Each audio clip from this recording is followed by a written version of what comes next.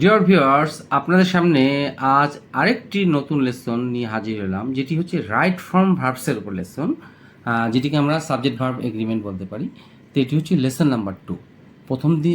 প্রথম যেটি লেসন দেখেছিলেন আপনারা, সেটি ছিল লেসন 1, এটি হচ্ছে লেসন 2। এখন আমরা এই লেসনটি প্রথমে একটি ইনস্ট্রাকশন দিতে চাই। সেটা হলো যে এই সেন্টেন্সটি, এই স্ট্রাকচারটি বা আজকের লেসনটি শুধুমাত্র পাস্ট পার্টিসিপল ভার্বের উপরে, প্রেজেন্ট পারফেক্ট টেন্স অথবা পাস্ট পার্টিসিপল ভার্বের উপরে এই লেসনটি করলে আপনারা পরীক্ষা হলে মনে রাখতে হবে কয়টি প্রেজেন্ট পারফেক্ট টেন্স বা পারফেক্ট রিলেটেড ভার্ব চেঞ্জ এর উপরে। এই কয়টি নিয়ম মনে রাখলে আপনারা পরীক্ষা হলে খুব সহজে কমন পাবেন। চলুন শুরু করি। যদি এই শব্দগুলো যেমন just now, already, yet, recently, lately, ever, এই শব্দগুলো যদি বাক্যের থাকে তাহলে বুঝতে হবে বাক্যটি present perfect tense. And present perfect মনে রাখতে হবে সাবজেক্ট প্লাস হ্যাজ অথবা হ্যাভ প্লাস ভার্ব 3। এটা আমার স্ট্রাকচার। আমরা যদি প্রেজেন্ট পারফেক্ট মনে রাখতে না পারি তাহলে মনে রাখতে হবে subject plus has, have plus verb 3। তো এখন আমরা দেখে নিই, যেমন he take care of tea just now. এই জাস্ট নাও থেকে বুঝতে হবে আমাদের প্রেজেন্ট পারফেক্ট টেন্স। এই জাস্ট নাও এর অর্থ হচ্ছে সবে মাত্র। He has taken a cup of tea just now, তিনি ইতিমধ্যে এক কাপ চা খেয়েছেন। দেখেন অলরেডি, ইতিমধ্যে, এই অলরেডি থেকে বুঝতে হবে প্রেজেন্ট পারফেক্ট। প্রেজেন্ট পারফেক্টের গঠন কি? সাবজেক্টের পর সাবজেক্ট অনুসারে হ্যাজ বা হ্যাভ বসবে, তারপর মূল ভাবটা হবে ভার্ব 3। কি? ভার্ব 3। তাহলে শি হ্যাজ, সি এর সঙ্গে হ্যাজ বসবে, নিশ্চয়ই হ্যাভ বসবে না। তা শি হ্যাজ অলরেডি গ্র্যাজুয়েটেড, তিনি অলরেডি গ্র্যাজুয়েটেড, মানে তিনি অলরেডি এক কথায় শিক্ষিত, তিনি গ্র্যাজুয়েটেড হয়ে গেছেন আর কি, পড়াশোনা শেষের কথায় ডিগ্রি লাভ অর্জন করেছেন। আচ্ছা, ইয়েট মানে হচ্ছে এখনও।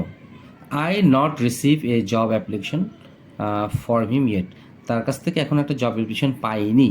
আচ্ছা, এখন বুঝতে হবে এই নট দেখে তাহলে আমাকে বাক্যটা অবশ্যই প্রেজেন্ট পারফেক্ট টেন্সে নেগেটিভ করতে হবে। তো নেগেটিভ করতে গেলে আমাকে নট দিতে করা যাবে না শুধু, তার সাবজেক্টের পর হ্যাজ বা হ্যাভ আসবে। তো যেহেতু আমার সাবজেক্ট আই, সেই জন্য হ্যাভ নট এসেছে, এই নটটা ঠিক রাখলাম।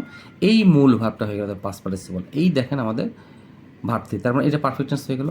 এই job application from him yet, তাহলে এইটার জন্য আমাদের কী করতে হবে? Present perfect tense. তাহলে আমরা সহজভাবে বুঝতে পেরেছি। The sun not rise yet, তাহলে দেখেন এই যে নট দিকে দ্য সানের সঙ্গে হ্যাজ বসলো, যেহেতু প্রেজেন্ট পারফেক্ট টেন্স এটার জন্য, তাহলে has not risen yet, এটা ভার্ব 3। সূর্য এখন উঠিনি। You use the software recently, আমাকে প্রশ্নবোধক করতে বলা হয়েছে। তাহলে আমি প্রথমেই একটু কথা বলেছি, প্রশ্নবোধক করতে গেলে প্রথমেই আমাদের অক্সিলারি ভার্ব সামনে নিয়ে আসতে হবে। তাহলে প্রেজেন্ট ইনডিফিনিটের যদি সাহায্যকারী ভার্ব এটা হয়ে থাকে subject plus has, have plus verb 3, তাহলে মনে রাখতে হবে অক্সিলারি ভার্বটাকে নিয়ে আসতে হবে আগে, অথবা হ্যাজ অথবা আগে নিয়ে আসতে হবে, তারপর সাবজেক্ট, তারপর ভার্ব 3। তো তেমনিভাবে এখানে এসেছে you use the software recently, তাহলে প্রশ্ন যেহেতু ইউ এর সঙ্গে হ্যাভ বসে, তাহলে এই হ্যাভটাকে আমরা সামনে নিলাম। আমরা প্রথমে যদি বুঝতে না পারি ইউ এর পর হ্যাভ বসাবো, পরে রাফ করে তারপর এই হ্যাভটাকে সাহায্যকারী ভার্বটা সামনে নিয়ে আসবো। হ্যাভ ইউ ইউজড, এটা হচ্ছে ভার্ব 3, দ্য সফটওয়্যার রিসেন্টলি, সম্প্রতিকালে তুমি এই সফটওয়্যারটা ব্যবহার করেছো। আচ্ছা, I see him recently সামহার in Dhaka, সামহার মানে কোথাও, ঢাকা কোথাও তাকে সাম্প্রতিক সময়ে আমি দেখেছি। তাহলে কী হবে? I have seen him recently সামহার in Dhaka, যেহেতু এটা প্রেজেন্ট পারফেক্ট টেন্স, যে এই রিসেন্টলি কারণে। আচ্ছা, ইউ সি হার লেটলি, এই লেটলি কিন্তু প্রশ্নবোধক, তাহলে কী হবে? তাহলে প্রশ্নবোধক কী করতে হবে? এই সাবজেক্টের পূর্বে আমরা হ্যাভ নিব। কেন হ্যাভ নিব? যেহেতু ইউর সঙ্গে হ্যাভ বসে। যদি এখানে third person singular number subject হতো তাহলে এখানে হ্যাজ বসতো। তাহলে হ্যাভ ইউ এই মূল ভার্ব হচ্ছে ভার্ব 3, সিন হার্ডলি, সাম্প্রতিক সময় তাকে দেখেছো। এই যে ever, you ever think of going abroad, এই যে প্রশ্নবোধক চিহ্ন আবার। তাহলে কী হলো?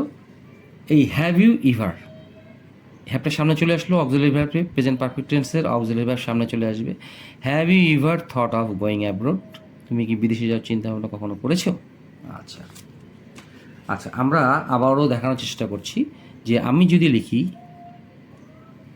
আই হ্যাভ ডান ইট, এটাকে যদি বলি প্রশ্নবোধক করো, তাহলে কী আসবে? প্রথমে হ্যাভ আই ডান ইট, এইভাবে প্রশ্নবোধক করতে হয়। আমি আশা করি আপনাদেরকে বোঝাতে পেরেছি। সেই যে এইগুলোই এইভাবে দেখানোর চেষ্টা করা হয়েছে। এইটি যদি প্রশ্নবোধক না হতো তাহলে কী হতো? You have ever thought of, এরকম হতো।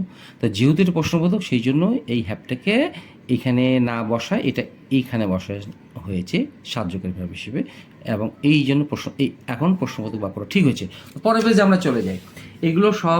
এই সবগুলো শব্দ যদি থাকে স্ক্রিনে আপনারা দেখতে পাচ্ছি লেসন 2-এ, এই সবগুলো অর্থ মানে সবগুলো অর্থ যদি আপনার কমন পান তাহলে অর্থ মানে ওয়ার্ডগুলো যদি আপনার কমন পান তাহলে অবশ্যই বুঝতে হবে প্রেজেন্ট পারফেক্ট। প্রেজেন্ট পারফেক্টের উপরে এটা এখানেই শেষ। আর পরে চলে যাচ্ছি, এই শব্দগুলো প্রেজেন্ট পারফেক্ট হতে পারে, পাস্ট পারফেক্ট হতে পারে, ফিউচার পারফেক্ট হতে পারে। আমরা যদি টেন্স নাও চিনি তাহলে মনে রাখতে হবে এই হ্যাজ, হ্যাভ, হ্যাড এগুলো তো যে চিনতে পারতেছে প্রেজেন্ট পারফেক্ট। পাস্ট এটা পাস্ট পারফেক্ট, এটা ফিউচার পারফেক্ট, এটা ফিউচার পারফেক্ট, এটা মাস্ট প্লাস হ্যাভ, এটা মডেল অক্সিলারির সঙ্গে হ্যাভ। আবার হ্যাভিং, টু বি, বিন, বিং, গেট ইত্যাদি বাক্য থাকলে ব্র্যাকেটের পর ভার্ব সবসময় ভার্ব 3 মানে পাস্ট পার্টিসিপল ভার্ব হবে। তা আমি আপনাদের শুরুতেই বলেছি একটি যে এই লেসনটি শুধুমাত্র প্রেজেন্ট পারফেক্ট টেন্সের উপরে এবং পাশাপাশি এই সমস্ত অক্সিলারি ভার্ব রয়েছে এদের পরে ভার্ব 3 বসবে। এক কথা এইটা ভার্ব 3 এবং প্রেজেন্ট পারফেক্ট লেসনের উপরে। তাহলে আপনারা বুঝবেন যেখানে কয়টা নিয়ম আছে, এই কয়টা নিয়ম পড়লে আপনারা এই ধরনের বাক্য শত শত বাক্য পরীক্ষা হলে কম পাবেন যদি আসে, এবং খুব সহজেই এই ভার্ব 3গুলো বা প্রেজেন্ট পারফেক্টের উপরে এই সমস্যার সমাধানগুলো আপনারা সহজে করতে পারবেন। প্রথমে হি হ্যাজ সলভ, তাহলে হি হ্যাজ সলভ এই যে ভার্ব 3 বসলো। দ্য গ্লাস হ্যাজ বিন, দেখেন এই হ্যাজ বিনের পর ওই যে এই হ্যাজ বিন, বিন আছে, বিনের পর কী হলো ব্রোকেন, এই has been broken verb 3। My jeans has been tear on the fence unfortunately, বেড়াতে দুর্ভাগ্যক্রমে আমার কী হয়েছে, জিন্সটি ছেড়ে গেছে। তাহলে my jeans has been torn, এই ভার্ব 3 বসছে। A picture is being drawn by me, আমি দ্রুত কেন বোঝানোর চেষ্টা করছি, লেসনগুলো অনেক বড় হয়ে যাচ্ছে। আচ্ছা, এ পিকচার ইজ বিং ড্রন, এখানে প্রশ্ন আমার এখানে ড্র হবে, এন্ড হবে না, প্রেজেন্ট ভার্ব বসবে। A picture is being drawn by me, একটি ছবি আমাদের আঁকা হচ্ছে, হ্যাঁ, তাহলে a picture is being drawn, এই যে ভার্ব 3 বসলো। The man had buy a kilo of rotten fish mistakenly, ভুলবশত 1 কেজি পচা মাছ কিনেছিল। তো এটা হচ্ছে পাস্ট পারফেক্ট টেন্সে। তো পাস্ট পারফেক্টের পর জানি আমরা হ্যাডের পর ভার্ব 3 বসে, তাহলে দ্য ম্যান হ্যাড, এই যে ভার্ব 3 বসলো, had bought a kilo of rotten fish mistakenly, ভুলবশত 1 কেজি পচা মাছ কিনেছে। তাহলে দেখেন ফিউচার পারফেক্ট, দেখেন you will have hear the name of কে নাম তোমরা শুনিয়া থাকিবে, তাহলে ইউ উইল হ্যাভ শুনবে, তাহলে ইউ উইল হ্যাভ, এই হ্যাভের পর হার্ড বসলো, এই যে verb 3। You must have heard the name of কে, তোমরা অবশ্যই কে নাম শুনে থাকিবে, তাহলে ইউ মাস্ট হ্যাভের পর হার্ড, এই ভার্ব 3 দ্য নেম অফ কে নাম শুনে থাকবে। হ্যাভিং এর পর দেখেন কি ক্লোজ, এটা অর্থাৎ কোনো কাজ করে আরেকটা কাজ করা, এরকম কোনো কাজ করে বা কোনো কাজ করার পর একটা কাজ করা। তাহলে having close the door he went out, মানে এই কাজটা শেষ করলো তারপর দ্বিতীয় কাজটা করলো, মানে কোনো কাজ করে অন্য একটা কাজ করা এমন অর্থে বসবে। তাহলে দেখেন having close the door, having এর পর ভার্ব 3 বসলো, having close the door he went out, মানে দরজাটা বন্ধ করে সে বাইরে গেল। A building is going to be, দেখেন is going to be build soon, একটি বিল্ডিং শীঘ্রই নির্মাণ হতে যাচ্ছে।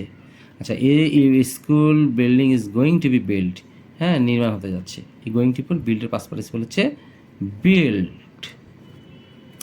I must get my hair cut, আমি আমার চুল কাটাবো, অবশ্যই কাটাবো, আমি নিজে কাটবো না কিন্তু কাটাবো। আই মাস্ট গেট, এটাকে বলে পজিটিভ ভার্ব, আর এটাকে বলে পজিটিভ ভার্ব, হ্যাঁ এরপরে অবশ্যই ভার্ব 3 বসবে। I must get my hair cut, I must get my hair cut. এখানে প্রশ্ন হচ্ছে প্রেজেন্ট ভার্ব 1, ভার্ব 2 এবং ভার্ব 3, কাট যদি প্রেজেন্ট হয় কাট পাস্টও হবে, কাট পাস্ট পার্টিসিপল হবে। এটা আমাদের মনে রাখতে হবে। তো আমি আপনাদের উদ্দেশ্যে আবার এই লেসনটা রিপিট করছি। আমি প্রথমে আবারও দেখানোর চেষ্টা করছি, এই শব্দগুলো থাকলে মনে রাখতে হবে প্রেজেন্ট পারফেক্ট টেন্স মানে subject plus have plus verb 3, আর এই শব্দগুলোর পর আমাদের ভার্ব 3 বসবে। তো এই ভার্ব 3-র উপরে এই লেসনটি যদি আপনারা আজকের এই লেসনটি ভালো করে দেখেন তাহলে সামনের দিনগুলোতে আপনাদের মনে রাখতে হবে এই সমস্ত ভার্ব 3-র উপরেই, ভার্ব 3 এবং প্রেজেন্ট পারফেক্ট টেন্সের উপর কোন জিনিসগুলো চিনতে পারলে আমরা খুব সহজে এগুলো করতে পারবো, তাহলে সহজে করতে পারবেন, খুব সহজে ধরতে পারবেন। এই লেসনটি আজকে শুধু প্রেজেন্ট পারফেক্ট টেন্স এবং ভার্ব 3-র উপরে। তা আশা করি আপনাদের লেসনটি ভালো লেগে থাকলে অবশ্যই বেশি করে লাইক শেয়ার কমেন্টস করবেন, বেশি করে শেয়ার করবেন, যাতে করে আপনাদের মাধ্যমে অন্য কারো কাছে এই লেসনগুলো খুব দ্রুত পৌঁছায় এবং তারা উপকৃত হয়। আসসালামু আলাইকুম।